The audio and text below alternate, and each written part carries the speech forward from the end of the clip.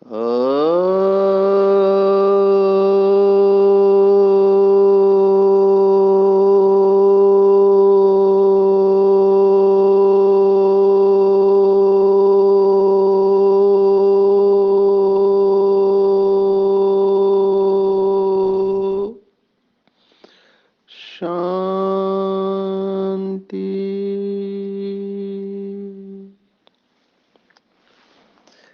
आज 24 नवंबर 2022 भारत में सद्गुरुवार है। Today is 24th November 2022 and it's Thursday in Bharat. आज की मुरली का जादुई रहस्य स्वयं को प्रेरणा देने के लिए magical secrets of today's Murli for motivating the self. कमाल है बाबा का और बाबा के बच्चों का। इतना सुंदर फीडबैक आप लोग दे रहे हैं। ऐसे लग रहा है कि बाबा हम बच्चों को जल्द ही संपूर्ण अवस्था तक लेके जाएंगे। बहुत सारे भाई बहने मुरली रहस्य सुनते हैं और उससे इंस्पायर हो रहे हैं। आज हम जयपुर में एक कार्यक्रम किया। यहाँ पर एक बहुत बड़ा हॉस्पिटल है, दुर्लभ हॉस्पिटल। तो मुझे बहुत वंडर लगा। बाबा का एक बच्चा सिकिंदा जिनकी उम्र 89 इयर्स है, 90 में एक वर्ष कम, डॉक्टर है और खास हमको मिलने के लिए आए थे। उनका नाम डॉक्टर परमानंद जी है। उनको देख के बहुत खुशी हुई क्योंकि 89 की उम्र में फिट है। तो उनको राज मैंने पूछा कि आपने ऐसा क्या अटेंशन रखा।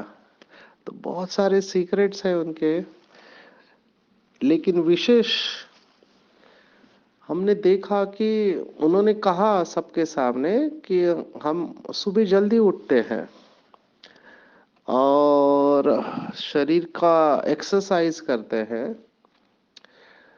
तो ये मैं देख रहा हूँ आज की जनरेशन अभी के और उस समय की जनरेशन में कितना फर्क है। इन्होंने 1958 में एमबीबीएस की पढ़ाई पास की थी और अभी इस उम्र में खुद चल के आना, प्रोग्राम अटेंड करना और डेली मुरली रहस्य सुनते हैं। और उन्होंने सबके सामने प्रश्न भी पूछा कि साइलेंस में जाने का क्या पुरुषार्थ करें। तो मुझे खुशी इस बात की हुई कि मुझे यंग लोग ये सवाल नहीं पूछते हैं। स्कूल वाले, कॉलेज वाले बच्चे वो पूछते हैं कि पैसे कैसे कमाए जाए, है ना, खूबसूरत कैसे दिखे और हम फेमस कैसे हो। तो उम्र के हिसाब से हमारे प्रश्न बदलने लगते हैं और इनको लगन है इस उम्र में कि बाबा से साइलेंस का अनुभव करें।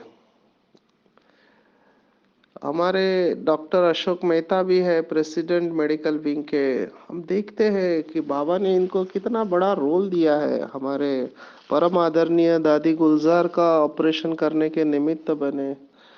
वो 86 की उम्र में रोज जिम में जाके 1 घंटा एक्सरसाइज करते हैं। मैंने नहीं देखा इतने कंसिस्टेंट रेगुलरली एक्सरसाइज करने वाले। आज और एक प्रोग्राम हुआ था यहाँ पर जयपुर में। एक योगा सेंटर है जहाँ पर पूरे वर्ल्ड से लोग आते हैं, भारत के भी आते हैं, जो यहाँ पर कोर्स करते हैं। हठ योगा का कोर्स है, अयंगर स्वामी उनका कोर्स है। तो वहाँ पे मुझे खुशी हुई कि अपने बाबा की एक बच्ची वहाँ पे कोर्स करके अपना फिटनेस ठीक कर रही है। तो हम लोग राजयोग में बहुत अच्छे हैं, लेकिन शरीर की तरफ भी हमको ध्यान देना चाहिए। एज ए डॉक्टर मुझे ऐसे लगता है, शरीर अगर अच्छा है तो हम जीवन का आनंद ले सकते हैं। तो शरीर और आत्मा दोनों को हमको स्वस्थ और तंदुरुस्त रखना है। कई लोग मुझे भी बोलते हैं, आप दूसरों को बोलते हैं, आप खुद अपना ध्यान नहीं रखते हैं। अभी 3 दिन से बुखार था, बुखार में प्रोग्राम किया, लेकिन आज शाम को मैं देख रहा हूँ प्रोग्राम करने के बाद एनर्जी एलिवेटेड है। अभी भी थोड़ा ओम की ध्वनि का टाइम कम हो रहा है 3 दिन से, क्योंकि खांसी आती है लंबा अगर हम खींचते हैं तो। लेकिन एनर्जी में फर्क नहीं है, उमंग उत्साह में फर्क नहीं। और आज तो बाबा ने कमाल कर दिया, बुखार आज कम हो गया है, बॉडी पेन भी कम हो गया है। तो ये सब आपके साथ इसलिए शेयर कर रहे हैं कि अगर हमारा कर्म अच्छा है, कर्म अगर हमारा अच्छा है तो हमको दुआएं अपने आप मिलती है। आज की पूरी मुरली बाबा ने याद के ऊपर बताई है, नेचुरल याद। और याद में विघ्न क्या बनता है और कैसे हम नेचुरल योगी कैसे बने। वैसे बहुत लोगों के रिक्वेस्ट पे एक क्लास रिकॉर्ड किया था, नेचुरल निरंतर शक्तिशाली याद। तो वो ऐप में सभी ने देखा भी है, सुना भी है, उसके और गहराई में आज जाने की कोशिश करेंगे। जो भी मुझे प्रश्न पूछते हैं कि कैसे हम याद में ऊंची अवस्था का अनुभव करें, तो उसका जवाब बाबा ने दिया हुआ है कि श्रीमत पर पूरा पूरा ध्यान देना है। अगर हम दिन भर अपने कर्मों के ऊपर अटेंशन नहीं देते हैं, है ना, दिन भर हमारा व्यर्थ चलता रहता है, निगेटिव चलता रहता है, या टू मच कर्म कॉन्शियस हो जाते हैं, सोल कॉन्शियस नहीं होते हैं, तो आप सोचो कि अमृत वेले में उठ के बैठूं या शाम को बैठूं और मैं सीधा डिटैच हो जाऊं और मेरा मन एकदम शांत हो जाए, बाबा की याद में मैं स्थिर हो जाऊं, नहीं हो सकता। कबीर का दोहा है, बोए पेड़ बबूल के आमुआ कहाँ से खाए।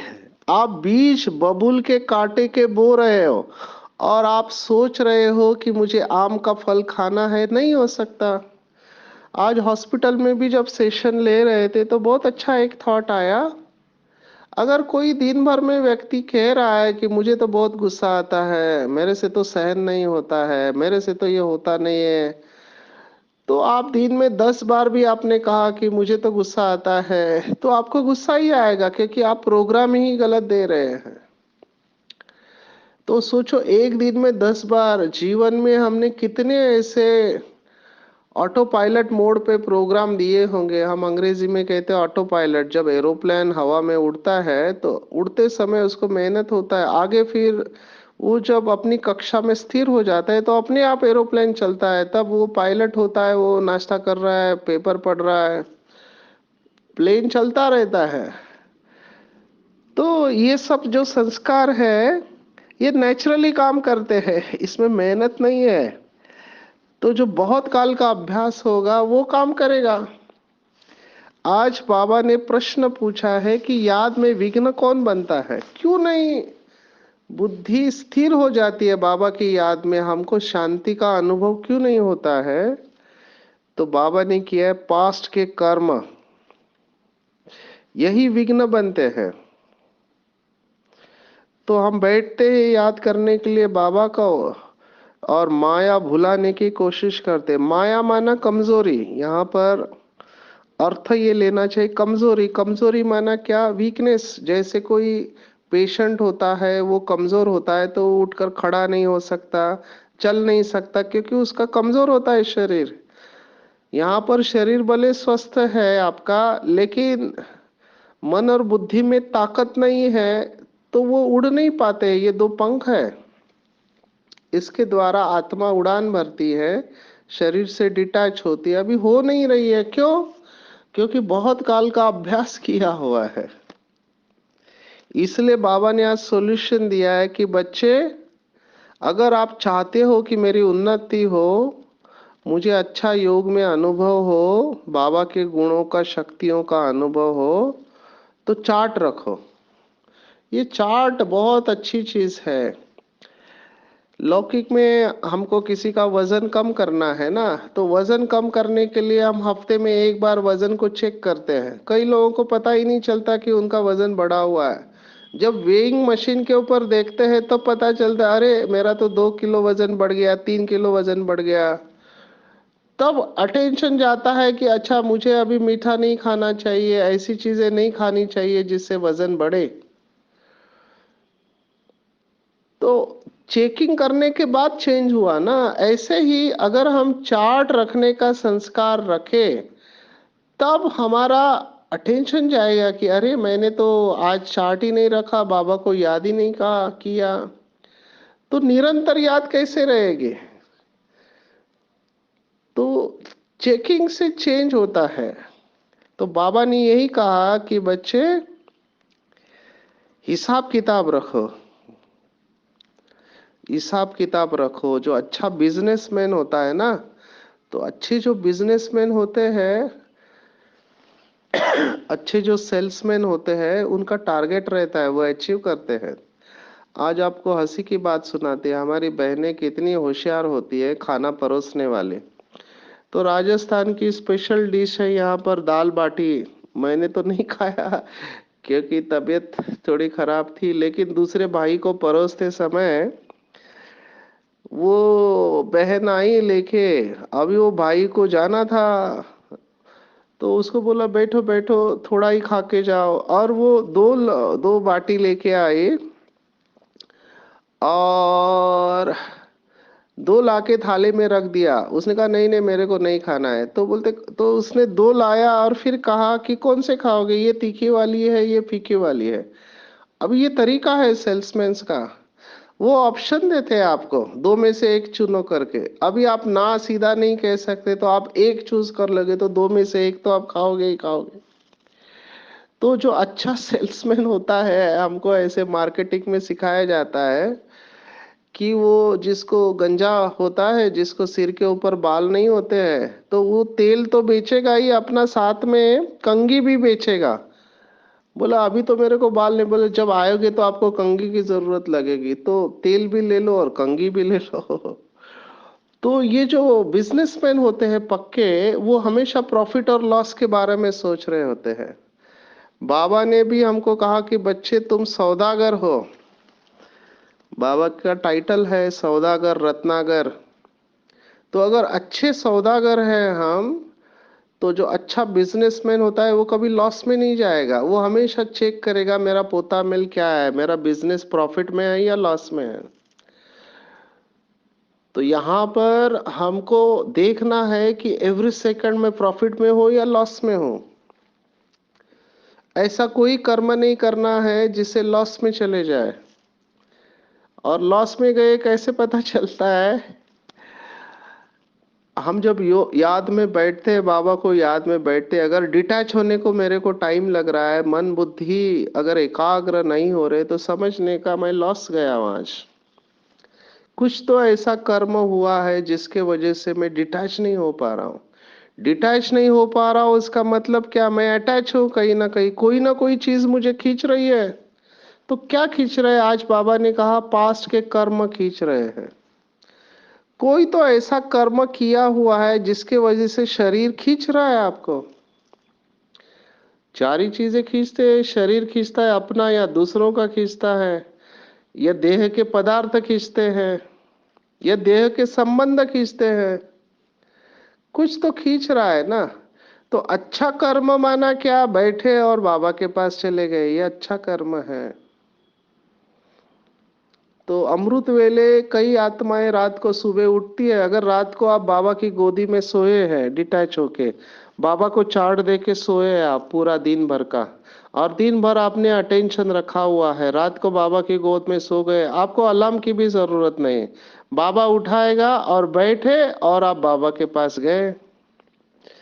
ये अनुभव से आपको बता रहे कि इट इज सो सिंपल, पर उसके लिए दिन भर मेहनत करनी पड़ती है। लौकिक में भी एक कहावत है कि रात को नींद किसको अच्छी आती है? जिसने दिन भर में अच्छे कर्म किए हैं। अगर दिन भर में आपकी झरमुई झगमुई हुआ है, डिस्टर्ब स्टेट ऑफ माइंड है, आप रात को आपको नींद नहीं आएगी। अगर आप सो भी गए तो भी आपको स्वप्न आएंगे, या सुबह उठने के बाद और थकावट का अनुभव होगा, ऐसे लगेगा और सोना चाहिए। तो ये सब मैनेजमेंट है। मैनेजमेंट कोई कंपनी में नहीं होता है, हमारा every day is a managing management का आपको प्रिंसिपल यूज करना है। एवरी थॉट, देखो जो अच्छे स्पिरिचुअल लोग होते हैं, आध्यात्मिक, वो अपने हर थॉट के ऊपर अटेंशन देते हैं, हर विचार के ऊपर अटेंशन देते हैं।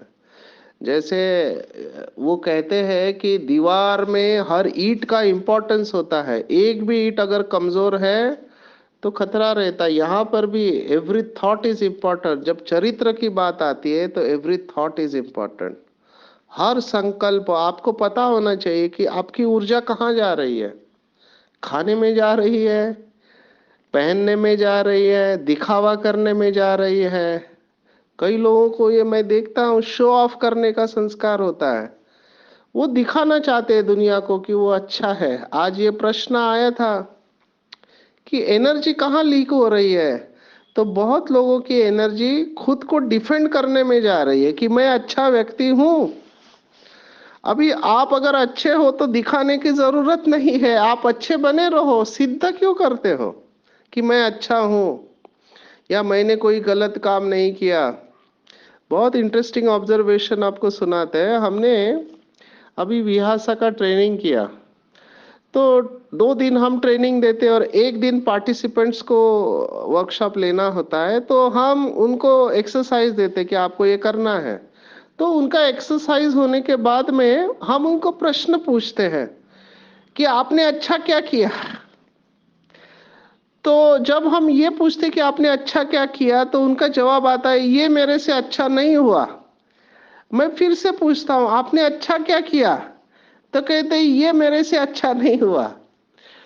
तो इससे ये पता चलता है कि मनुष्य का फोकस कहाँ पे है। मैं पूछ रहा हूँ अच्छा क्या किया, और वो बता रहे अच्छा क्या नहीं हुआ। ये सब ऑटोमेटिक होता है, इसमें कुछ करना नहीं होता है। इसलिए वो कबीर का दोहा कहा कि बोए पेड़ बबूल के, अमुआ कहाँ से खाए। कर्म बहुत अच्छे चाहिए। जब आपको पता ही नहीं कि आपका कंटिन्यूस लॉस हो रहा है तो आप गफलत में रहेंगे। इसी को कहते हैं गफलत, कि लॉस और प्रॉफिट का पता नहीं है। देखो लौकिक में मैनेजमेंट वाले बोलते हैं हर एक के खाते में भगवान ने रोज एवरी डे 24 घंटे में 86,400 रुपीज डिपॉजिट करता है भगवान।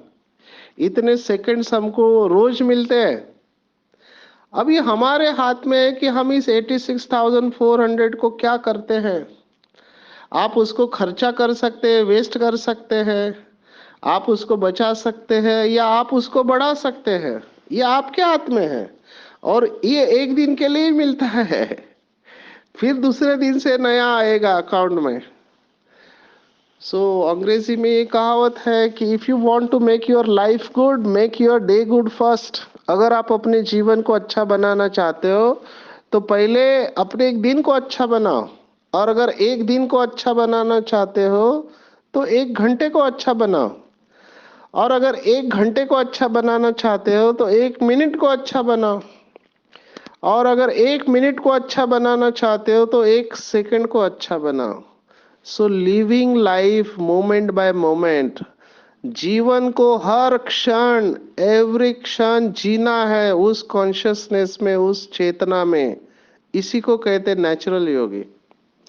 मेहनत नहीं होना चाहिए, पर ये अटेंशन रखना पड़ेगा। और जो ये अनुभव करते कि हर क्षण मैं जागृत हूं, हर क्षण हर कदम। कई लोग अनकॉन्शियसली जी रहे होते हैं, मोस्ट ऑफ द पीपल। उनके दुख का कारण ही उनको नहीं पता होता है, क्योंकि बेहोशी में जीवन जी रहे हैं। मुझे कहते हैं गुस्सा कब आया पता ही नहीं चला। मैंने कहा गुस्सा किसने किया? बोला मैंने ही किया। मैंने कहा पता नहीं चला मतलब कि आप कहाँ थे उस समय? कब बोल दिया पता ही नहीं चला। कहते हैं कि आप बुरा मत मानना, मैंने गुस्से में बोल दिया। मैंने जब आप बोल रहे तो आप किधर थे उस समय? इट वॉज अ हाईजैक, अंग्रेजी में हम कहते हैं इमोशनल हाईजैक। आपकी भावनाओं ने आपके विवेक का हरण कर लिया। क्योंकि अगर विवेक होता तो आप ऐसा नहीं बोलते, बाद में पश्चाताप होता है। एंगर के बाद कॉमनेस्ट इमोशन इज रिग्रेट, क्रोध के बाद पश्चाताप होता है, अरे रे मुझे ऐसा नहीं बोलना चाहिए था, पर बाद में रो के कोई फायदा नहीं ना। The damage has been done. अब पछतावे क्या हो जब चिड़िया चुग गई खेत। तो इसलिए अटेंशन रखना है। बाबा ने कल भी कहा था कुछ दिन पहले मुरली में, ज्ञानी माना करने से पहले सोचना, करने के बाद तो अज्ञानी सोचते हैं। इसलिए भारत में बहुत सारी कहावतें स्पिरिचुअल है, सोच समझ के कर्म करो। माना पहले सोचो, फिर समझो और फिर कर्म करो। जो अज्ञानी होते हैं वो सोच समझ कर कर्म नहीं कहते हैं। आज बाबा ने इसका भी डेफिनेशन दिया है कि ज्ञान अर्थात समझ। अगर आप कहते हैं मैं नॉलेजफुल हूं, तो समझदार उसे कहा जाता है जिसे समझना भी आता है, मिटाना भी आता है और परिवर्तन, तीनों बातें आती है। तो चेक करना चाहिए कि क्या मुझे समझ में आ रहा है कि मेरा टाइम मैं वेस्ट कर रहा हूँ, संकल्प वेस्ट कर रहा हूँ, I am losing my energy. कई लोग मुझे कहते हैं, मुझे बहुत बुरा लगता है ऐसे आत्माओं को, यंगस्टर है, कहते हैं I am killing my time. कहते हैं I am killing my time. अरे आप टाइम को किल नहीं कर रहे हो, टाइम आपको किल कर रहा है, क्योंकि उतना सेकंड आपके जीवन से कम हो गया। तो समझदार बनना है, माना समझना। दूसरा मिटाना। किसको मिटाना? तो पुरानी चीजें हैं जो परेशान करने वाली है उसको मिटाना, या फिर परिवर्तन करना। तभी आप व्यर्थ वृत्ति और वाइब्रेशन को स्वाहा कर पाएंगे और तभी आप नेचुरल योगी बन पाएंगे। तो केवल नॉलेजफुल नहीं बनना है, साथ में पावरफुल भी बनना है। और अगर आप नॉलेजफुल हो और पावरफुल हो तभी आप सक्सेसफुल बन पाओगे। ये तीनों का कनेक्शन है। मन और बुद्धि बिल्कुल फ्री चाहिए, वैसे नो वेस्ट थॉट। बाबा ने कहा ये आखिरी पेपर है। पहले तो वेस्ट और निगेटिव को पहचानना है, निगेटिव को पहचान के उसको पॉजिटिव में कन्वर्ट करके फिर वेस्ट चलते हैं, निगेटिव नहीं चलते। तो वेस्ट को भी फ्री करना है मन और बुद्धि से। क्यों, क्या, कैसा नहीं चलना चाहिए कि मेरे साथ ही ऐसा क्यों हो रहा है, इतने समय हो गया, अभी तक ये पेपर क्यों आ रहा है, कब मेरा योग लगेगा, कब कर्म बंधन कटेगा, कब तक ऐसा चलता रहेगा, ये थॉट आने नहीं चाहिए। मैं बाबा का, बाबा मेरा, जो हुआ अच्छा, मुझे ड्रामा स्वीकार है क्योंकि रचयिता को पसंद है, लेकिन मुझे बाबा की याद में रहना है और पुरानी चीजों को मिटाना है और परिवर्तन करना है। तभी हम नेचुरल योगी रह पाएंगे। पर ये भी तब होगा जब मेरा हर एक्ट श्रीमत पर होगी। श्रीमत क्या करती है? श्रीमत हमको निगेटिव से बचाती है। ये रहम दिल का शब्द बार बार आ रहा है, क्यों आ रहा है? कंटिन्यूअसली रहम दिल का शब्द आ रहा है। बाबा ने तो आज यहां तक कहा है, बहुत सुंदर शब्द है। बाबा ने कहा श्रीमत पर देही अभिमानी बन, पूरा पूरा रहम दिल बनो, तभी उन्नति होगी। देखो तीनों का कनेक्शन है। श्रीमत पर रहम दिल बनो, अपने ऊपर रहम करो कि अब नहीं तो कब नहीं। मैंने अपने जीवन का बहुत टाइम वेस्ट किया। सबसे बड़ी रियलाइजेशन एक आध्यात्मिक व्यक्ति को होती है, वो माना मैंने अपना टाइम वेस्ट किया है। और जिसको ये समय का वैल्यू पता चल जाएगा वो अपना टाइम वेस्ट नहीं करेगा, क्योंकि time is money, time is life. और संगम युग का समय तो सबसे वैल्यूएबल। बाबा ने कहा एक सेकंड अनेक वर्षों के समान है, क्योंकि एक सेकंड में अनेक जन्मों के विकर्म हम विनाश कर सकते हैं। हम सब उदाहरण देते ना, कागज धूप में पड़ा हुआ जलता नहीं है, लेकिन बीच में अपने कॉन्वेक्स लेंस पकड़ा, बहिर्वक्र भिंगा, तो वो सूर्य का प्रकाश एकाग्र होके सेकंड में कागज जल जाता है। तो जिसको सालों नहीं लगे वो एक सेकंड में कैसे जल गया? क्योंकि कंसंट्रेट हुआ, एकाग्र हुआ। ऐसे ही हम बाबा के ऊपर एकाग्र कर देंगे तो सालों का काम सेकंड में हो सकता है। पूरा पूरा रहम दिल बनना है, अपने ऊपर रहम करना है कि मैं ये क्या कर रहा हूँ, इतने ऊंचे बाप की संतान, और ये मैं क्या कर रहा हूँ। मेरा बाप सुख करता दुख हरता है, मैं दुख कैसे दे सकता हूँ किसी को, इम्पॉसिबल है। मेरा बाप पवित्रता का सागर है, मैं पतित पने का कार्य कैसे सोच भी कैसे सकता हूँ, इट इज इम्पॉसिबल। अगर सोच रहा हूं इसका मतलब मैंने अभी तक रिश्ता नहीं जोड़ा है। बाबा के साथ मेरा संबंध है, वो मेरा अनादि पिता है, इटरनल फादर है वो। तो रहम करो अपने ऊपर, इतने ऊंचे बाप की मैं संतान, मेरे कर्म कितने श्रेष्ठ चाहिए। मेहनत करेंगे तो हम माला में आ जाएंगे। अमृत वेले प्यार से बैठो, लाचारी हालत में नहीं। कई लोग, बाबा ने कहा ना, वो नेमीनाथ होते हैं। हम ऑफिस में भी देखते हैं, कई लोग ऑफिस आते ही पहले अटेंडेंस लगाएंगे, दिन भर काम नहीं करेंगे, जाते समय फिर से पंच करेंगे। ये नेमीनाथ है, लाचारी हालत में एंजॉय नहीं कर रहे अपना जॉब को। ऐसे ही यहाँ पर ही बाबा की याद को एंजॉय नहीं कर रहे। बाबा ने कहा मन मनाभव ही मनोरंजन है। आज की मुरली में बाबा ने कहा प्यार का सागर है और उसकी एक बूंद के प्यासे, और उसकी एक बूंद है मन मनाभव मध्याजीव। तो चेक करना है क्या मैं हर सेकंड श्रीमत पर पूरा पूरा चल रहा हूँ। बाबा ने कहा अगर फरमान पर चलते तो फरमान बरदार, नहीं तो ना फरमान बरदार है। तो अपने सिर पर पापों का बोझा है, इसको रियलाइज करो कि सिर पर अनेक जन्मों के पापों का बोझा, और मुझे उसे उतारना है। जब ये अंदर से रियलाइजेशन आएगा तभी मैं बैठ के याद में अपने विकर्मों का बोझा कम कर पाऊंगा, नहीं तो नहीं होगा। अविनाशी सर्जन मुझे दवाई दे रहे निरोगी बनाने के लिए, एवर निरोगी, कि जब तक उसे याद नहीं करेंगे तब तक नहीं होगा ये। हर क्षण याद में रहना है। अगर भक्त लोग रह सकते तो हम क्यों नहीं रह सकते।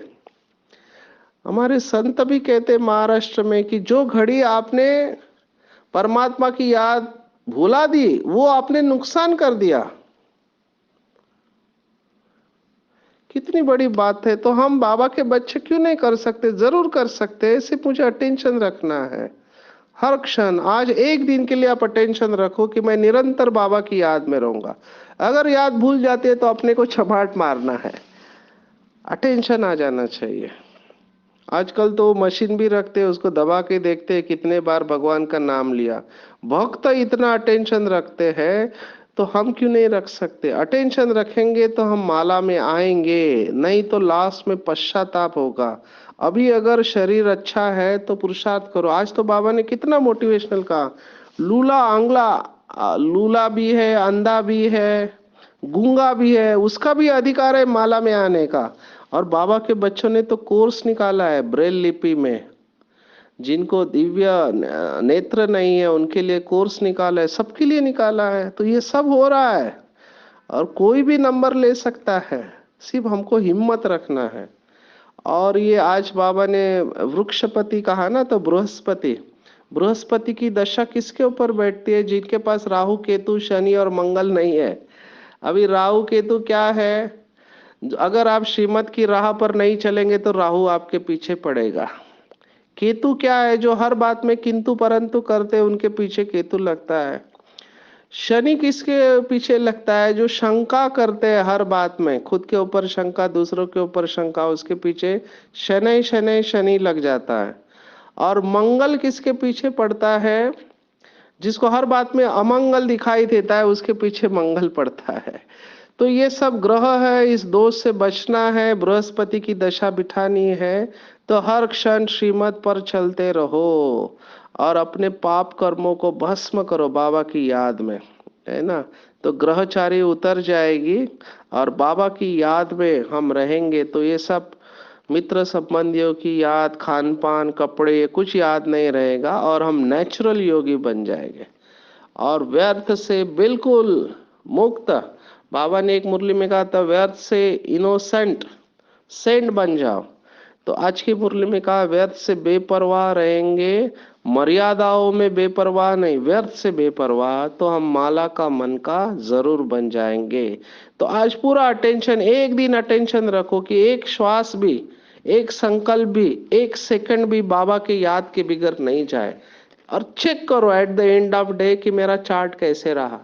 अगर 90% से अच्छा है तो बहुत अच्छा मार्क कहा जाएगा, लेकिन अभ्यास से अवस्था बनती है। इसलिए इस अभ्यास को करेंगे और फीडबैक देंगे। आप सबको बहुत बहुत बेस्ट ऑफ लक, मुबारक हो। ओम शांति।